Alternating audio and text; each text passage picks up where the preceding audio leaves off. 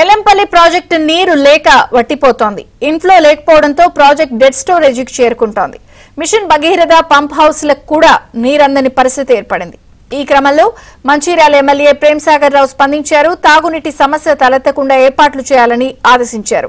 MLA ఆదేశాలతో అధికారులు స్పందించారు. ప్రాజెక్టు మధ్యలో నుంచి కాల్వలను తవ్వి పంప్ హౌస్లకు నీటిని మళ్లిస్తున్నారు. జిల్లా కలెక్టర్ దీపక్ కుమార్ పర్యవేక్షిస్తున్నారు. ప్రాజెక్టు వద్ద తాజా పరిస్థితిని మా కరెస్పాండెంట్ మాంతయ్య అందిస్తారు. Manthaiah, over to you. Sripada Yellampalli project వెక్కిరిస్తోంది. నీరు రేకపోవడంతో డెడ్ స్టోరేజ్కి చేరుకుంటోంది. గత ఏడాది ఈ సమయానికి నిండుకుండలా ఉన్న ప్రాజెక్టు ఇప్పుడు డెడ్ స్టోరేజ్ చేరి వట్టిపోతోంది. ప్రస్తుతం మనం ప్రాజెక్టు వద్ద ఉన్నాం. ఇక్కడ మనం చూస్తూ ఉండవచ్చు, వర్షాకాలం ప్రారంభమై నెల రోజులు కావస్తున్నా కూడా ఎగువ నుంచి వరద రాకపోవడం, దిగువ నుంచి పంపింగ్ నిలిచిపోవడంతో ప్రాజెక్టు పూర్తిస్థాయిలో కూడా బోసిపోయిన పరిస్థితి కనిపిస్తోంది. మొత్తం ప్రాజెక్టు సామర్థ్యం 20.175 టీఎంసీలు కాగా ప్రస్తుతం 4.2 టీఎంసీల నీరు మాత్రమే ఉంది. మనం చూస్తూ ఉండవచ్చు, ఈ ప్రాజెక్టుకు సంబంధించి పరిస్థితి చూడవచ్చు. ఇదంతా కూడా ప్రతి ఏడాది ఈ సీజన్ వరకు మొత్తం కూడా నిండుకుండలా ఉండేది. అటు మిషన్ భగీరథకు సంబంధించిన ఇంటేక్ వెల్ వద్ద నీటి సరఫరా పూర్తిస్థాయిలో కూడా నిలిచిపోయింది. దీంతో ఏదైతే తాగునీటి సమస్య తలెత్తకుండా ఉండేందుకు అధికారులు కాలువలు తవ్వుతున్న పరిస్థితి కనిపిస్తుంది. ప్రస్తుతం మనం మంచిర్యాలకు సంబంధించి మిషన్ భగీరథ పంప్ హౌస్ వద్ద ఉన్నాం. ఈ పంప్ హౌస్కు ఎల్లంపల్లికి దాదాపు ఎల్లంపల్లి ప్రాజెక్టుకు సంబంధించి నీరంతా కూడా రావాల్సి ఉంది. అయితే గత కొద్ది రోజులుగా కూడా మొత్తం డ్రై అయిన పరిస్థితుల్లో అధికారులు యంత్రాల ద్వారా కాలువలు తవ్వారు.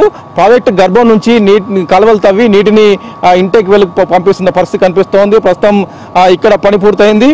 ఈ మొత్తం మీద మంచిర్యాల జిల్లాకు సంబంధించి ఇక్కడి నుంచే తాగునీటి సరఫరా మిషన్ భగీరథ స్కీమ్ ద్వారా తాగునీటి సరఫరా చేస్తారు.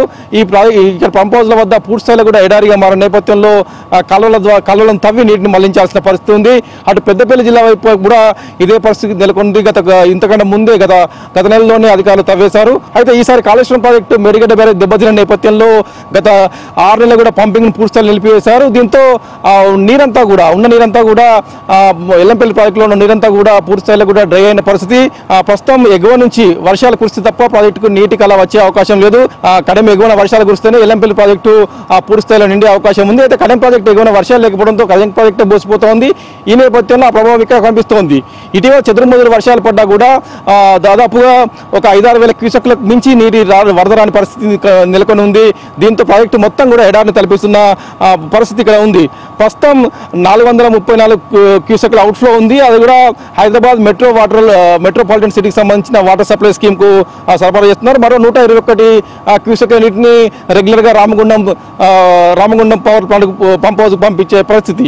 మంచిర్యాల జిల్లాకు సంబంధించి స్థానిక ఎమ్మెల్యే ప్రేమ్సాగర్ రావు చొరవతో జిల్లా కలెక్టర్ ఇతర అధికారులంతా కూడా గత 3 రోజుల నుంచి కూడా ఈ తవ్వకాలన్నీ ప్రక్రియను పూర్తి చేశారు.